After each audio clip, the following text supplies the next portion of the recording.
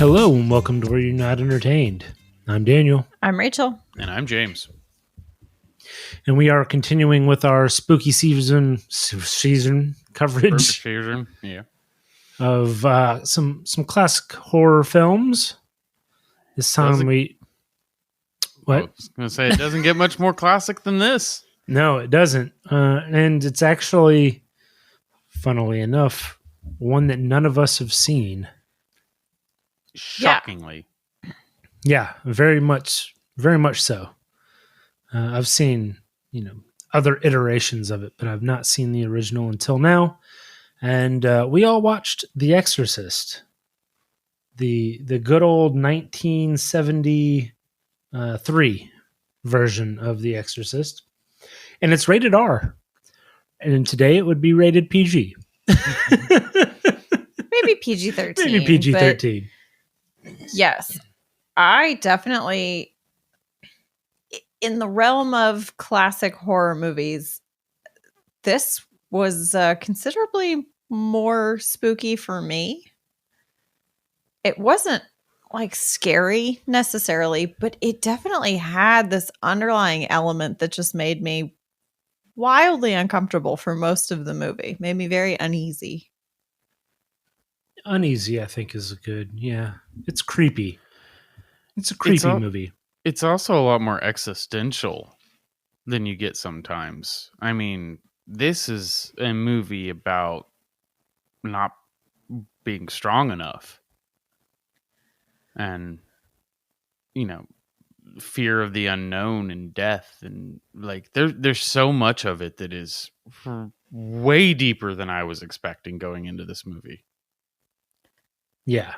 I was really impressed.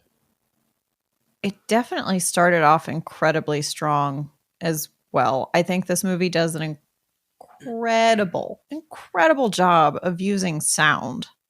Mm-hmm. Especially in that intro scene when he's in Iran, or was it Iraq? It was Iraq. I think it was Iraq, yeah. Apologies, I don't remember exactly. But the specific noises that they used and then the volume level of those noises, there wasn't really anything scary to look at, but the way they use sound set the tone for this whole movie. It's just, it sets you on edge and it sort of keeps you there for the whole film.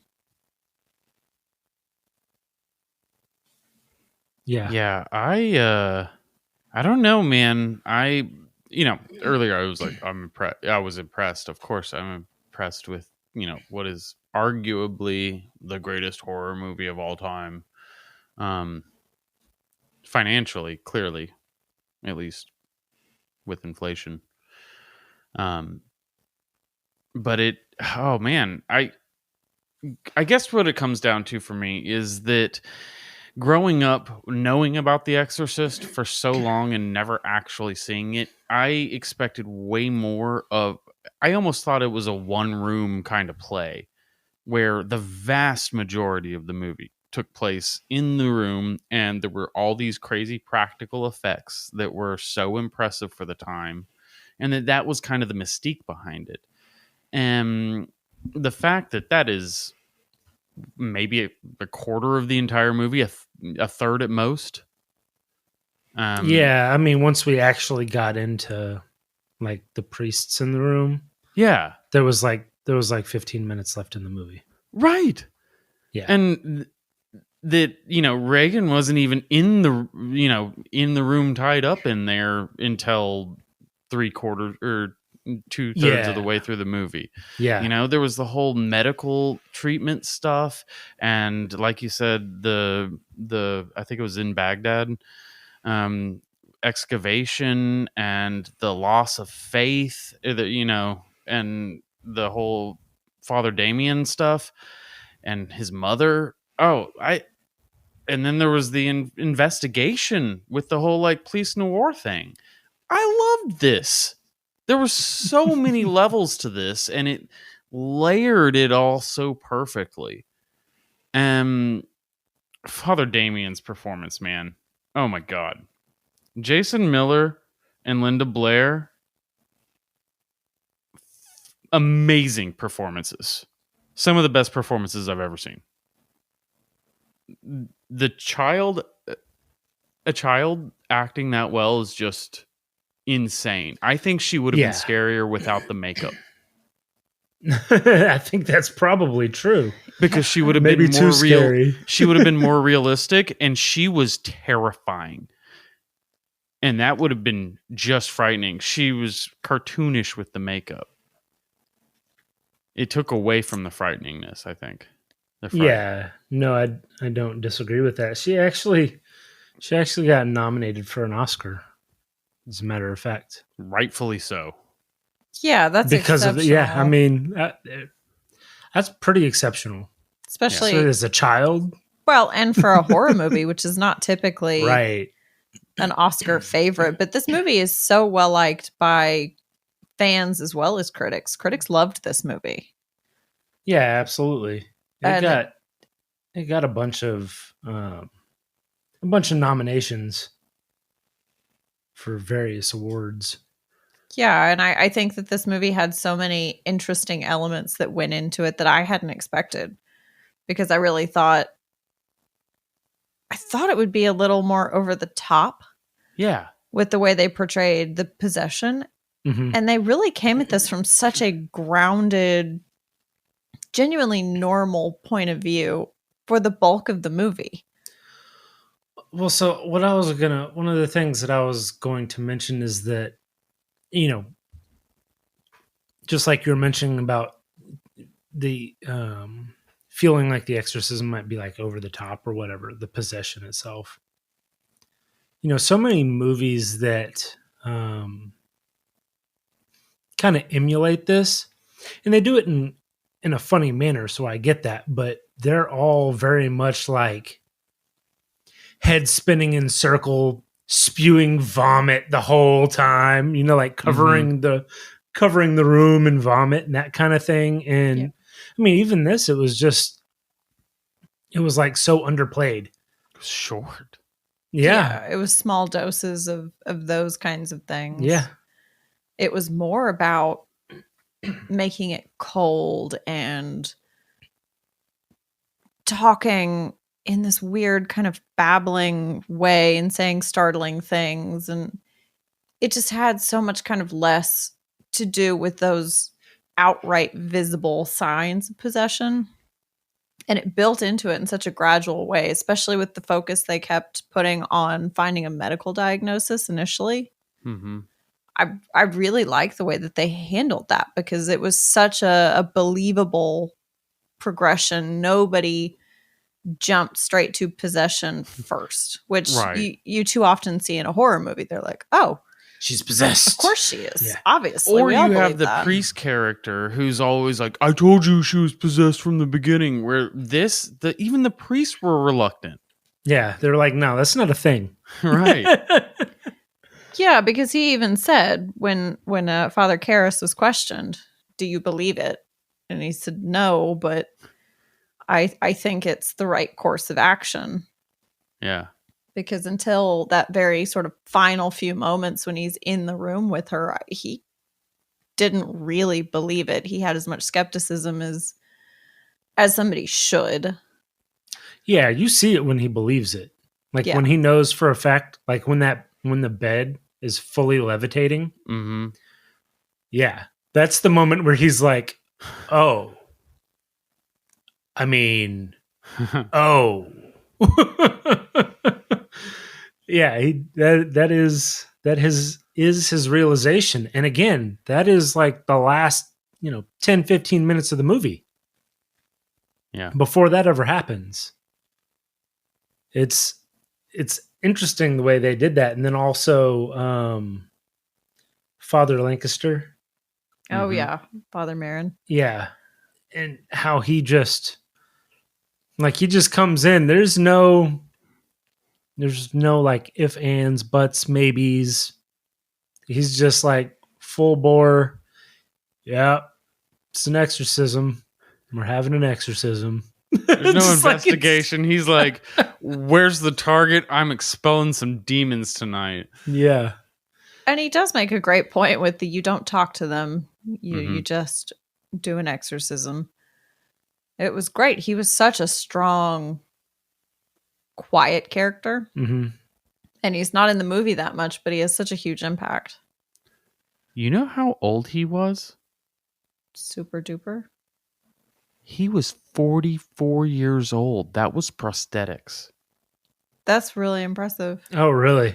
Yeah, that's crazier than than Reagan's makeup. They did a really good job. Right. He looks exactly the same old. I was about to say, because he actually did end up pretty much looking like that. Yeah. It's bonkers. Good for them.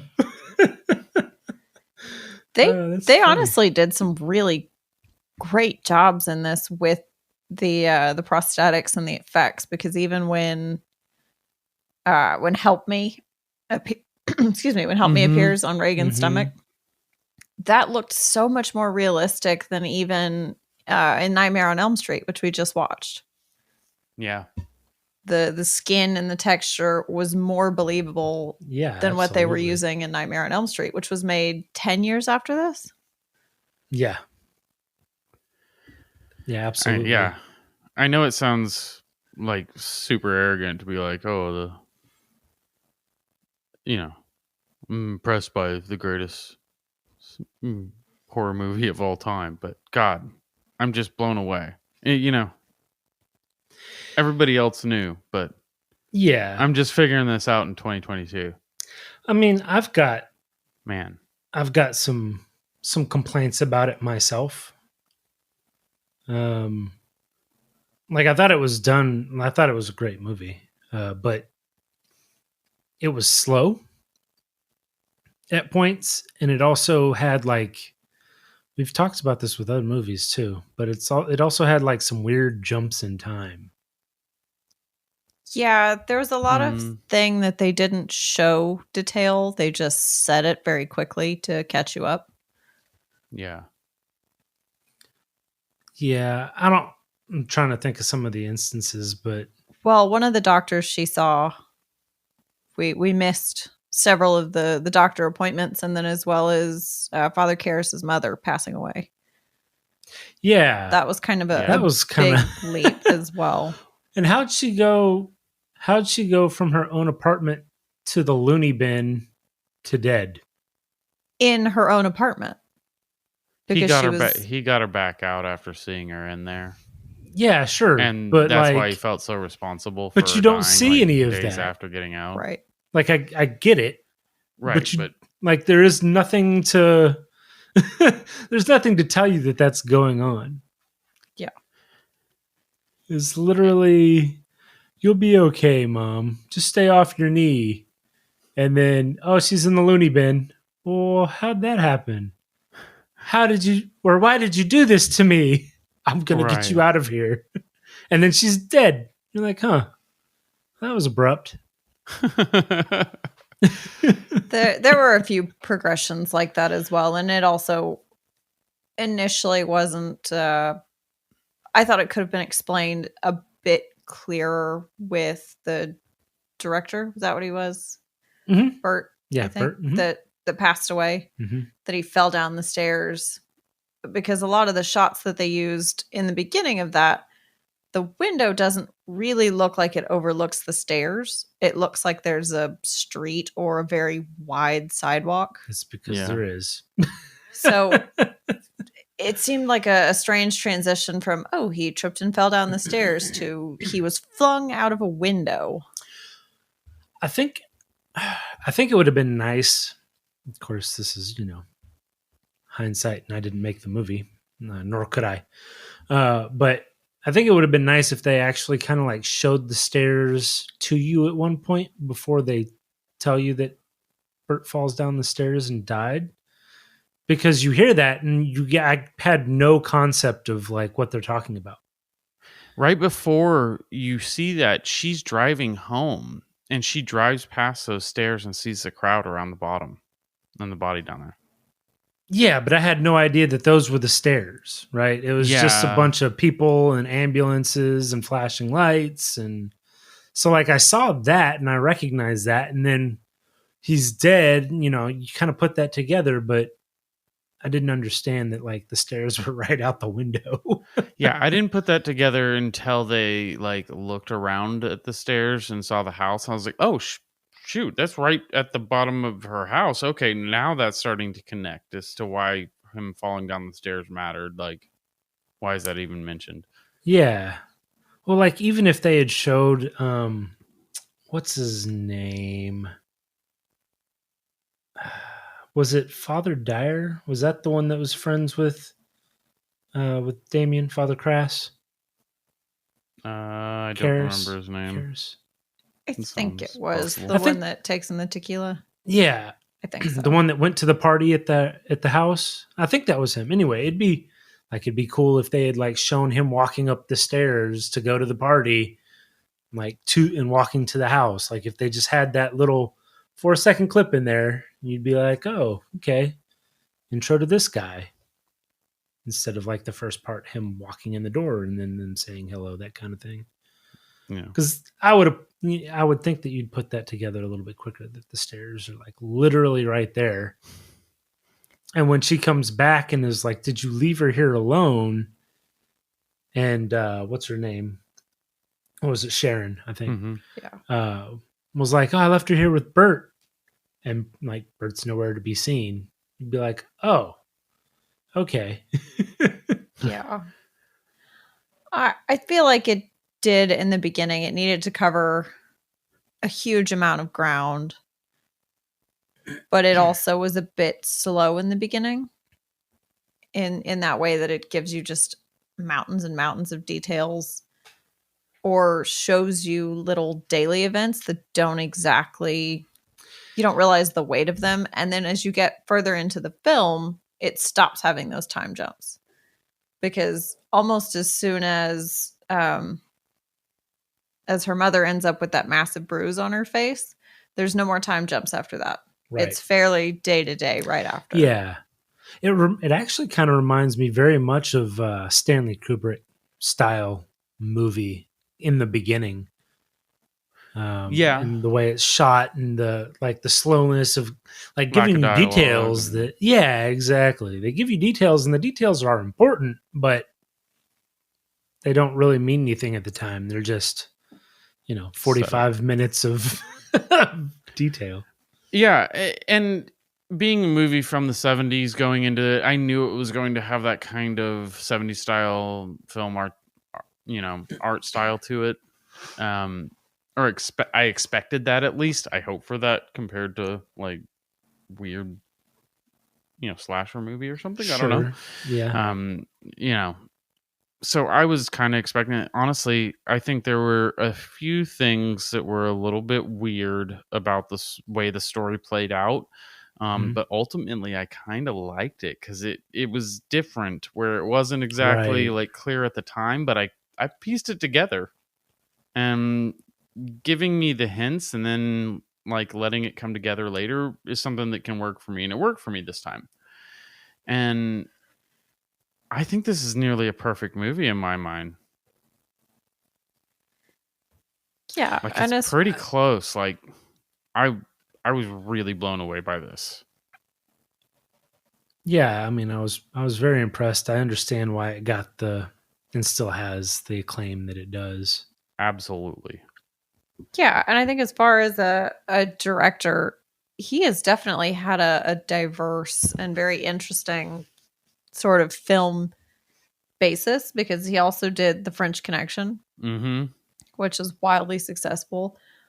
But he's still making movies, not quite today. His last one was in 2017, but he's still directing films even now. And he did The Hunted with Tommy Lee Jones, which I think is such an interesting departure from, I did The Exorcist and now I'm Rules of making... Engagement. Rules of Engagement. Oh, really? Okay. Yeah. Nice. I mean, yeah, I haven't looked at the other stuff that he's done. Not exactly a type. No, he bounces all over. I was going to say, that's pretty eclectic. He did some episodes of Tales from the Crypt.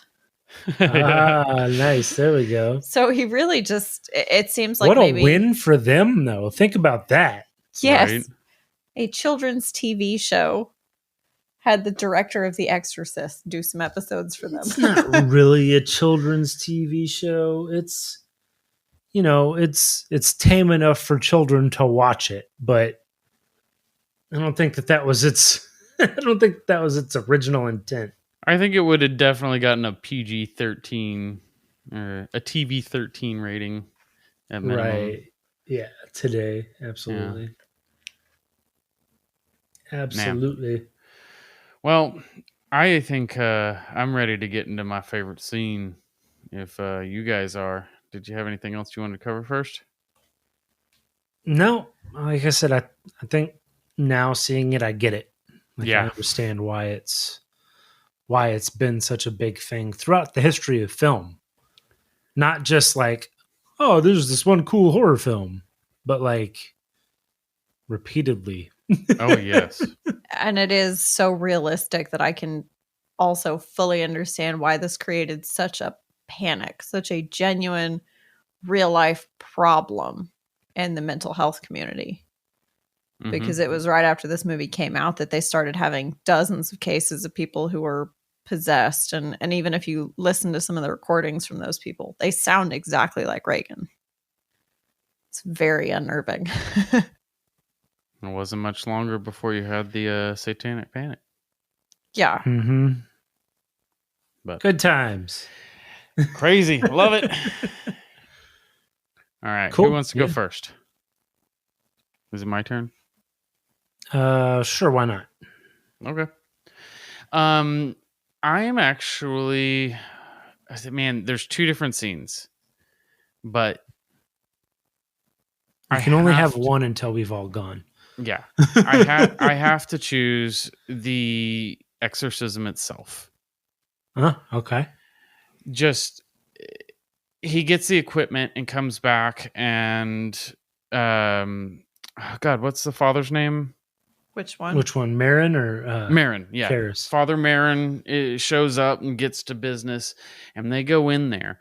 And the battle of wills is so masterfully played out because it is more subdued than I expected, but it builds really beautifully.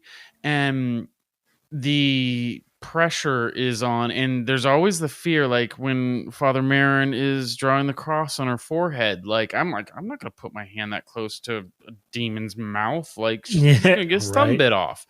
And I kept expecting these things, but they kept playing it closer to the chest, and I really, really loved that. It made it tense and didn't kind of release any of the jump scare feels.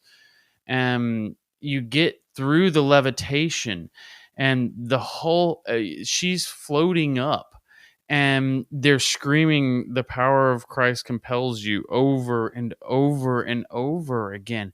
And it gets to the point to where it seems like it's going on too long, because also very Stanley Kubrick. Yeah. But I also felt like at that moment, it played so perfectly, because what felt like it might have been too long, I started to realize, well, I don't have faith like they do. And they go a little longer, and she starts to go down, and they keep going. And it's like a testament of the faith that's necessary to fight an evil of this type. Right. And yeah, it's afterwards when they're so exhausted and he's been confronted with his own guilt of his mother and everything, that he goes out, that Father Damien goes out completely feeling like a failure, and that he's not strong enough to be able to fight this. And the look of dejection that the actor, what was his name? Jason Miller, yeah, was able to show sitting at the bottom of those stairs. And then you have Chris come out and ask, "Is she dead?" And he just says no. And the look of, who cares? I have to do this. The instant determination that created on him. And he goes back. So she said, "Is she going to die?" Oh, is she going to die? And I think that was exactly the moment, like what you're saying, where he, like, the whole mood turns for him, right? Yeah. And it was so well done. I was blown away by that scene. That is absolutely my favorite scene of the movie. There's another one I like a lot, but this one definitely had to be said. Yeah, I agree. Yeah, it was great, especially kind of like you touched on the fact that they stay away from the jump scares Mm-hmm. and that there weren't really any of those moments. Now, yes, when she gets loose, there is one, but prior to that, all these moments of them interacting and getting close to her, the whole time you're anticipating something terrible and it doesn't happen. They don't take that low-hanging fruit. They continue on. I was really impressed with that. They keep pulling the tension. Yeah. Oh yeah, I forgot this would be rated R today. It reminds me of the things that happened in the movie where I was like, oh yeah. I was gonna say when you guys said that earlier, I was like, I think there's a couple pieces that might have been cut, like the cross moment, and She did swear a lot. and yeah, there's some invitations that I think might have been cut from the movie to get a PG-13 rating. Yeah, I think you're right. I think you're right. Fair enough. But yeah, no, it was. I mean, it's the climax of the movie, right? It's very, Yeah, very I know. very powerful acting going on right there. Yeah, it was written well. All the things. All the things. Well, who's up next? I'll go next. Mine's pretty easy. It is actually when the detective, William Kinderman, Detective Kinderman, goes and meets with Damien. Oh, that is a good scene. Like he's running around the track, and that's when you kind of first see him doing laps. And when he's done, the detective, is like, I forget what he said, but anybody tell you ever tell you look like a boxer? Yeah. And then the anybody ever tell you look like Paul Newman? Yeah, all the time. It's hilarious. But they had a lot of back and forth, a lot of like battle of the wits, which I really enjoyed during that. Even going from threatening to like, I'm going to. Did you know that in California they put a priest in jail for 2 years or whatever it was for not telling a psychiatrist. A psychiatrist. That's what it was. Yes, they put a psychiatrist in jail, and he said, "Well, if that ever comes to it, I'll tell them it was an act of confession." Yeah, right. Yeah, that was beautiful. It was like watching a chess match. These two guys were just making the most skillful moves, and not in that heavy-handed, man-to-man kind of way you usually see. Mm-hmm. Well, and then he even switches from threatening to bribery. Yeah. Yeah. I want to go to the movies. What? There's no way I would go to the movies with you. You are absolutely the kind of guy who would be asking me questions the entire movie. Right. Yeah. Exactly. No. Yeah, I just thought it was really well done.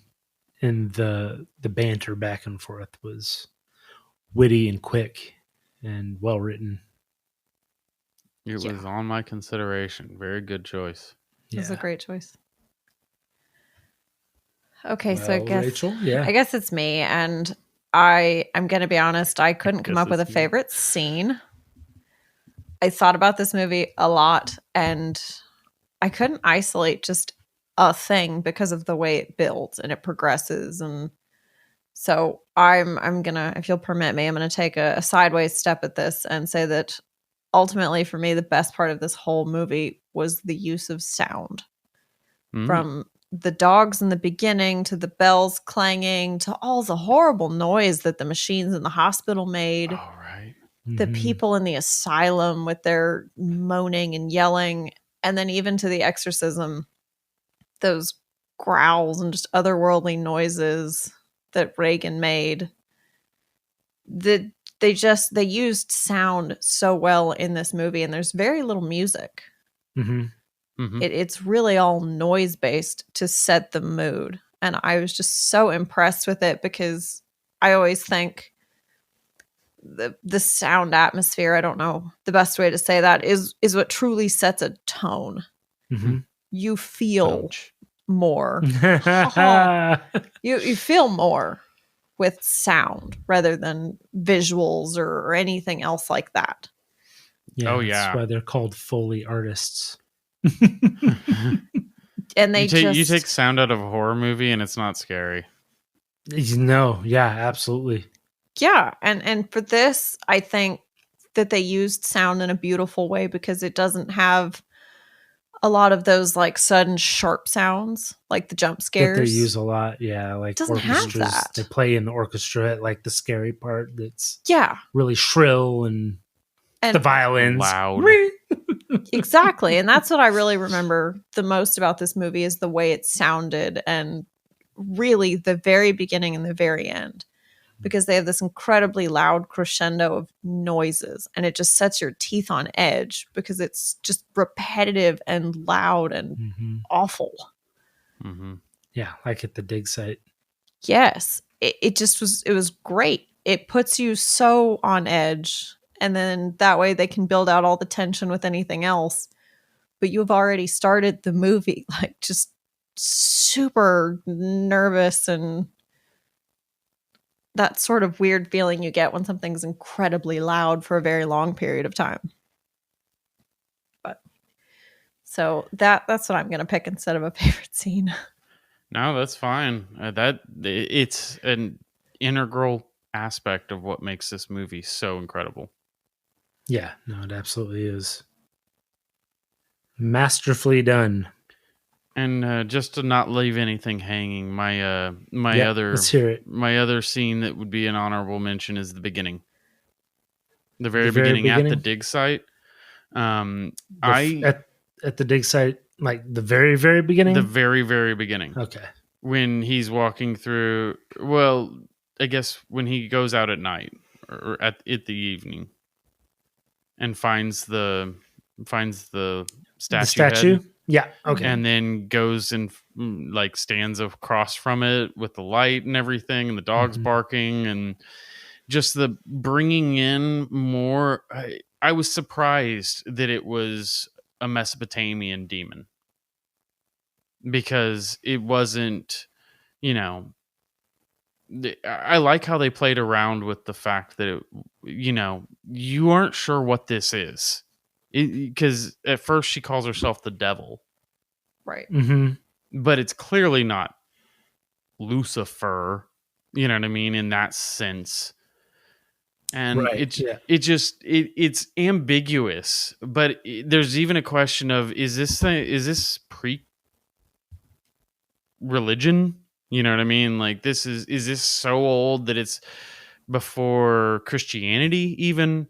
And, is this something that Christian ideas are based off of loosely or something of that nature? There's almost a third party kind of perspective, and it was the setup that really kind of interested me for when you had the more scientific aspect later that I wasn't expecting, because I wasn't expecting to explore that either, and it just kind of opened up the movie for me right away. I thought it was really cool. Yeah, no, it absolutely was. I honestly even expected the what is it that he found, like the figurine or whatever that he found? Yeah, the the little little head. totem. Yeah, I was expecting that to be, because he found that the medal. I'm assuming it's a St. Christopher medal, but I don't know. Right. Mm-hmm. But like he found the medal with it, and they were like, "Oh, that's from a different era." Obviously newer. But I figured that thing would be like what housed the spirit or whatever. Yeah, when he cracked it open, it released the demon to possess somebody. I figured it would, because he looked old and like in very ill health, because of like the way he was stumbling around or whatever. So I thought that you know, maybe that was like draining some of his power or like some of his life energy or whatever. And he would like take it home and he'd die, and it would be part of the belongings that were given to family or whatever. And they ended up at this house. But Yeah. that is absolutely not what happened at all. I kind of thought the same thing, because that's where you would expect a modern story to go. Yeah, it is. Yeah. Nope. Rats in the attic. Rats in the attic. Rats yeah. in the attic, man. Yeah, I still have Don't no play idea with where that Ouija sound came boards. from. Don't What was play that with noise? Ouija boards. Yeah. Yeah. What was that noise?